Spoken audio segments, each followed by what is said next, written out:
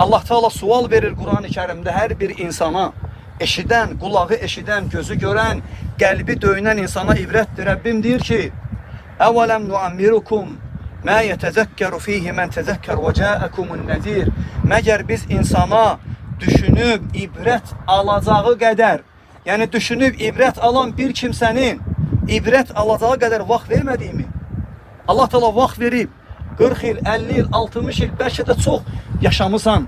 Lakin Allah'tan kənar, Allah'a ibadet etmeden, emir ve qadağaları saymadan yaşasan, Allah deyir ki: "Və ca'ekumun nezir." Axı sizi xəbərdar eden de göndermiştim. Alimler deyirlər ki, xəbərdar eden, yani peygamber göndermişti Allah Teala. Bazı alimler de deyirlər ki, yani Allah Teala deməkdir ki, xəbərdar eden, yani saçın saqqalın ağarmıştı. Artıq qəbrə doğru gedirdin. Lakin sen yine ibret almadın. Təsəvvür eləyin. O kəs ki cavab verə bilməyəcək. Allah Teala əmr eləyəcək ki, "Ən kəzəbə abdi", yalancıdır. Yalan dedi. Cəhənnəmdən ona bir qapı açın. Cəhənnəm döşəməsindən döşün ayağının altına. Və cəhənnəmin istisindən, onun şöləsindən, onun o qızmarından gələcək. Və öz yerin görəndən sonra Allah'a deyəcək ki: "La tuqimis sa'a", ey Rabbim, kıyameti kopartma. Niye görə? Çünki Peyğəmbər sallallahu aleyhi ve sellem deyir ki, o bilir ki, indiki halından da daha şiddətli halla rastlaşacaq. Nə ilə? Aləmlərin Rəbbi olan Allahla.